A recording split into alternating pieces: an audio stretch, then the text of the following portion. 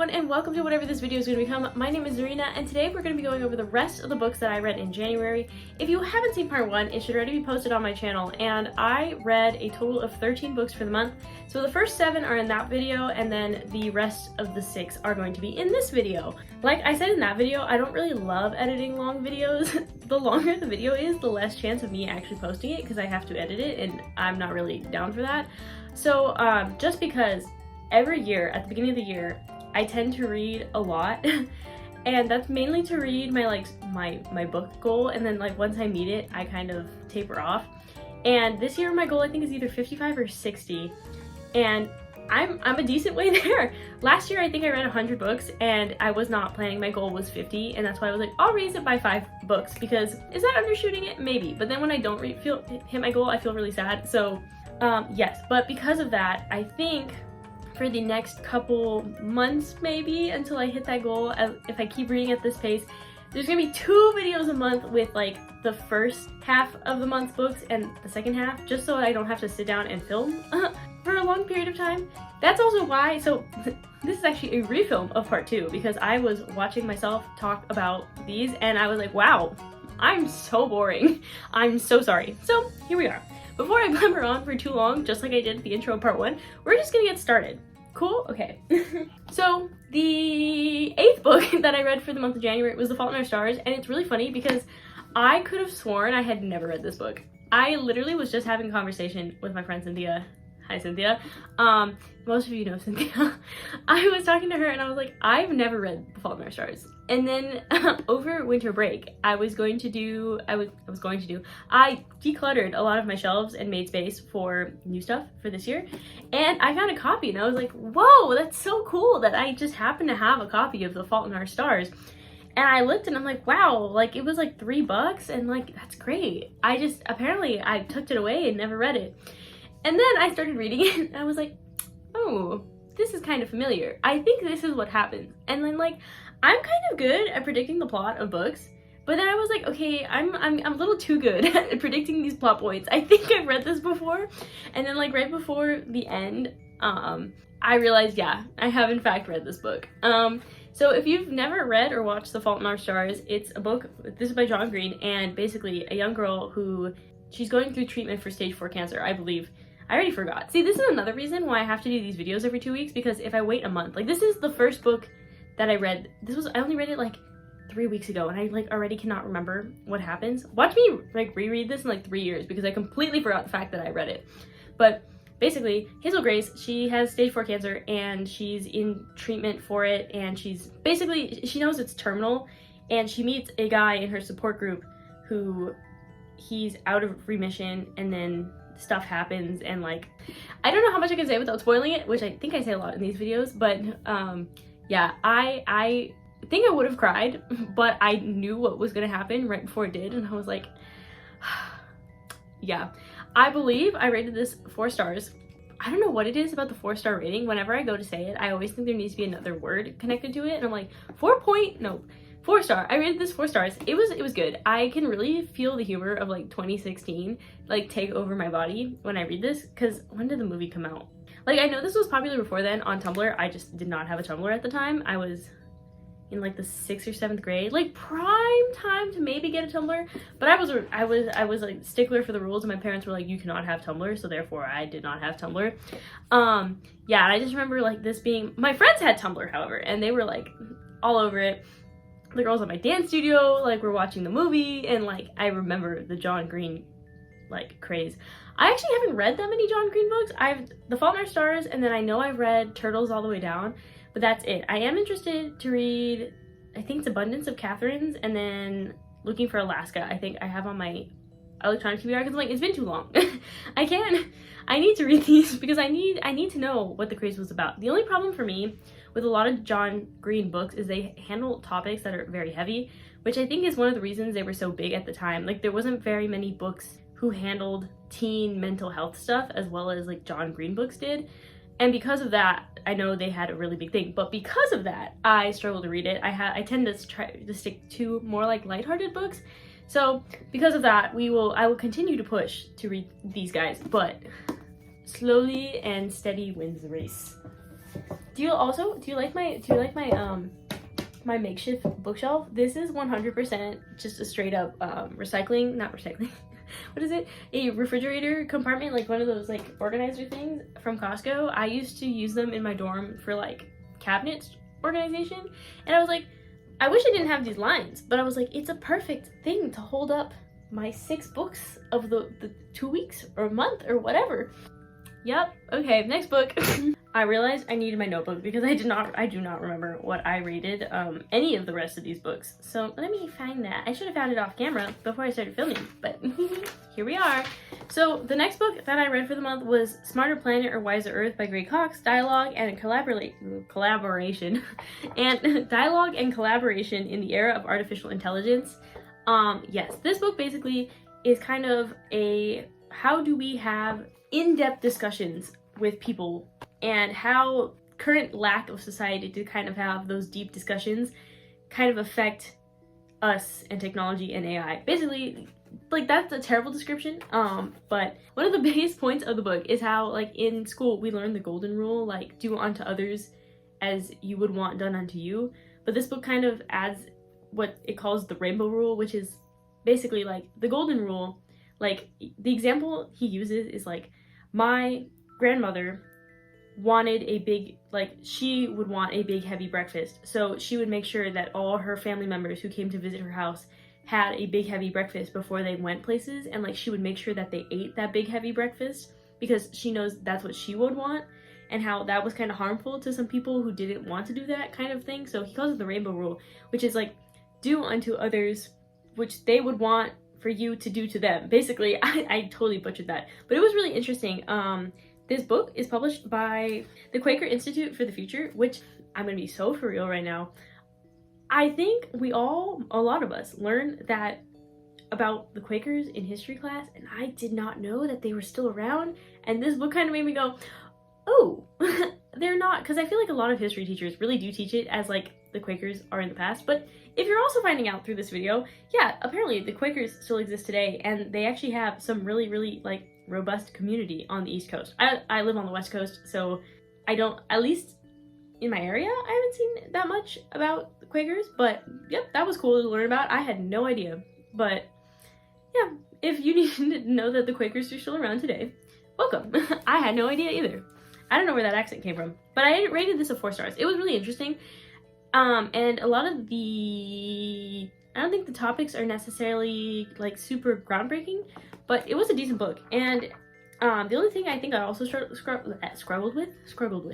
The only thing I struggled with was it's that balance with academic leaning books where sometimes the dialogue gets clunky and repetitive trying to explain things. Because if you've never gone to college or you like don't really have humanity college classes, a lot of times teachers will just use like one chapter of a book or like excerpts from a book. So those excerpts and those like more academic publications tend to repeat a lot, because in case you are only reading that chapter, they have to make sure that the terms are defined for when they're taken out of context, basically. And because of that, I was reading this book all the way through. This one does fall into that loophole of where like it's constantly redefining things. And I was like, no, please. And also, but another thing that was interesting was that he referenced a lot the book Braiding Sweetgrass, which I know is on my electronic TBR, but now I'm really curious to read it because there's some really interesting connections with the parallels he's trying to bring up. Yes. Okay, next. For the 8th, 9th, 10th. For the 10th book that I read in January, I read A Grandmother Begins the Story by Michelle Porter. This book, I think by far, was the most interesting book that I read the entire month. I ended up rating it a 4.75 stars, and this book follows a generation of women and their story to kind of try to find healing and connection. They're on different points of their life. So it's a great-great-grandmother, a great-grandmother, a grandmother, a mother, the daughter, and then like all their stories, and they don't really talk to each other. Some of them don't even really know about each other, and the whole book just follows them slowly inching closer to having communication again. And it takes place, I know it has to do with, I think it's pronounced the Métis tribe, Metis is the spelling. And basically the book is really cool because every character's perspective is kind of different. Like there's one character who mainly communicates as like poems. There's one character who mainly does like text messages, like short stories, and a couple times there's like some really interesting perspective stuff where it's like sometimes they're also following the story of this buffalo, and then also one of the great-grandmother's dogs at one point where like the ground, and like this story is like constantly just like switching perspectives on you. The chapters are at most maybe like 4 pages long, and they're either poems or it's very, very cool. The only thing was I ended up rating it only a 4.75 stars because it actually took me two tries to get through this book. The first time I read like 10 chapters or so, and I was just so genuinely confused. I had no idea what was going on. I was not having a good time. I was really, really struggling to even kind of get into the book because I didn't know what was going on. And that might also be my fault because I tend to go into books wanting to know the least amount as possible and just like fully like throw myself into it trying to figure it out. However, this one proved a little bit too difficult for me, so I actually had to go back and read the book's description, which I don't really love to do. And then when I started again from the beginning, and then that time I was like, okay, I now understand what's going on. So just warning about that, but it was really fantastic. It was so cool, and the ending just felt correct. Moving on. Before actually I move on, a little bit of a content warning for Grandmother Begins the Story. There are some triggering topics that are covered well, but there are in there, so please check up trigger warnings before reading the book. Okay, and because apparently A Grandmother Begins the Story was not heavy enough for me, the next book that I read was The Undocumented Americans by Karla Cornejo Villavicencio, and this book is written by Karla herself, is a undocumented American, and it's writing about the undocumented American experience from the chapters are broken up into places. So like one chapter is Staten Island, Miami, and different undocumented American communities in those areas, and kind of like their stories of like either how they came to the US, why they're still in the US, like what they're hoping to find. And this book is simultaneously like hilarious and heartbreaking. Like the author, she's so funny. I believe, I forgot where she writes for. Is it the New York Times? Because that's the sticker that's on here. It might be the New York Times. But she is honestly, she's so funny, and I think that's the only reason I was able to get through this book, because the subject material is unfortunately so heavy because of how horrific the experience of being undocumented in the United States can be. And especially with just like the current climate of the United States, it felt like the correct time to read it, but at the same time, it like, my heart already shattered around this topic, and like now this is like straight up just like grinding the broken pieces into dust because oh my god. Yeah, this book got a 5 stars. It was really good, and it's relatively short, so I feel like if there's any book from part 1 or part 2 that you should read, it's definitely this one. But of course, do what your brain is ready for. Don't try to push yourself. Yes, this is probably the 3rd time for me attempting to read completely through this book, because I usually get around in chapter 1 or chapter 2 and I like mentally can't handle it. Take your time. Basically. Is there 6 books or is there 7? Can I not count? How many books? 1, 2, 3, 4, 5, 6, 7, 8, 9, 10, 11, 12, 13, 14. I've been lying. I actually read 14 books for the month of January. Oops, and there's 7 books in this video. Cool, very nice.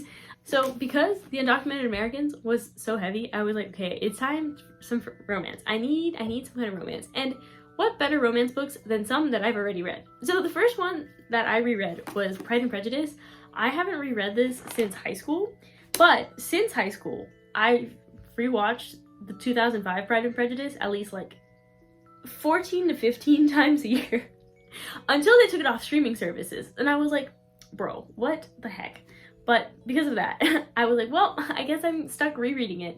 If you know where to find a 2005 Pride and Prejudice DVD, hit me up because I want that DVD, please. Yeah, anyway, so I reread it, and I have to say, I enjoyed it, I think, a lot more than I did in high school, because in high school, I was being forced to read this for a project, and now that I've gone through college, and I know how to analyze textual material a little bit better, and I know a lot more about this time period, I didn't realize how sassy she was.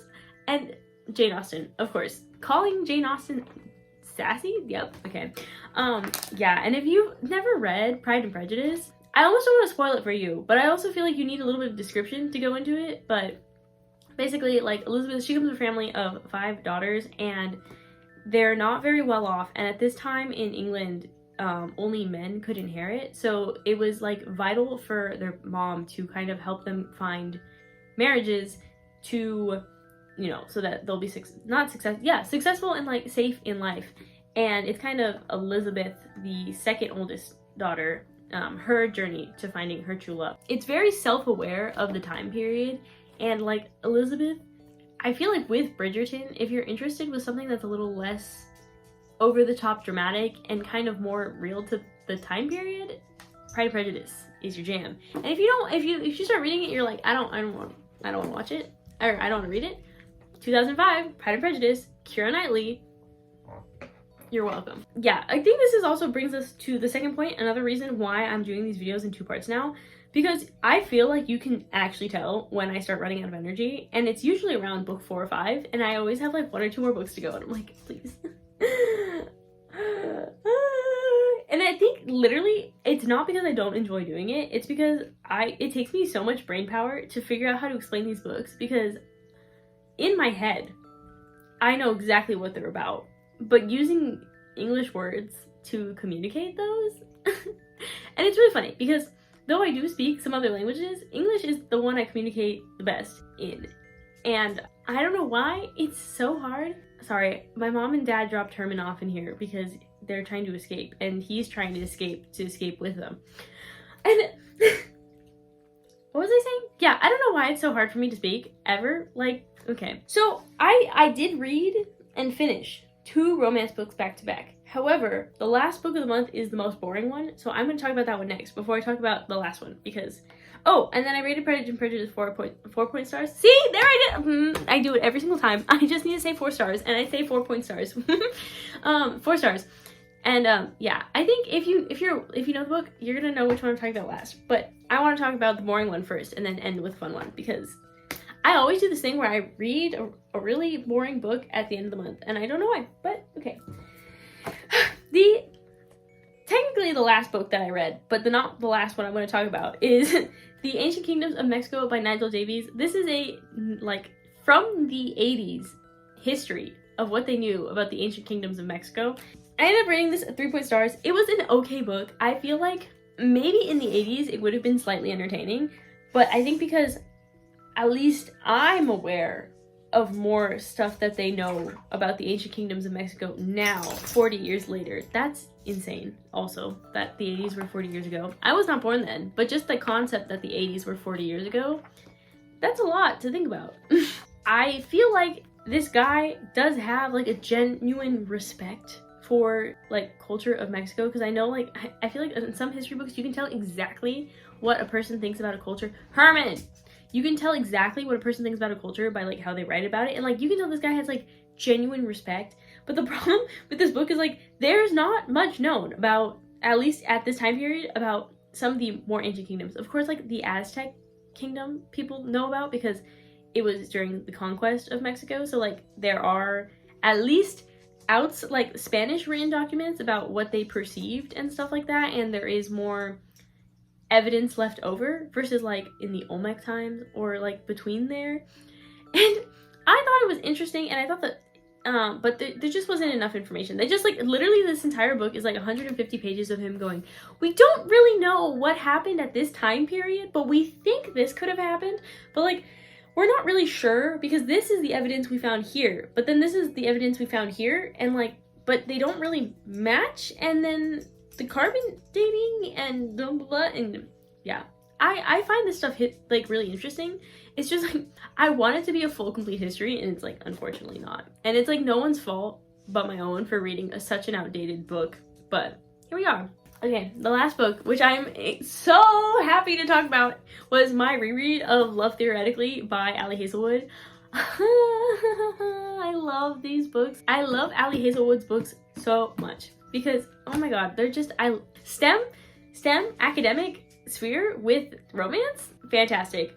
Jack Smith was even better the second time around, which like I liked him the first time I read the book, but this time, knowing what I knew about the end, and like, oh, so fantastic. Don't worry, Cynthia, he's still yours. But like, oh, I now understand a little bit better. And yeah, so if you've never read Love Theoretically, basically, main character, she is a poor adjunct for physics. She's an adjunct, which she explains in the book, like, you don't make very much money. She has no health care. She has type 1 diabetes, so like she's really struggling for cash because she's trying to pay for her insulin and she's trying to find time to research her topic. I think it's on crystals, liquid something crystals. Yeah, and she's looking for a new job, but like part-time with that, she is a like fake girlfriend that like people can rent for one-time occasions, and like it's not like yeah, and she runs into a problem because she runs into this guy where she like doesn't mind being his fake girlfriend, and like she deals with his family really well, and then his older brother is like, there's something sus going around, and then the older brother and her kind of like beef, and it's very good. That was a horrible description, but I also, again, don't want to spoil too much because where's the fun in that? Yeah, oh my god, it was so good. I rated it. What did I rate it? I rated it 4 stars. They're so good. There's also, if you like Twilight, there's this very funny part with Twilight in it. It's great. Herman. Yeah, but we have a visitor. He's chosen. Come here.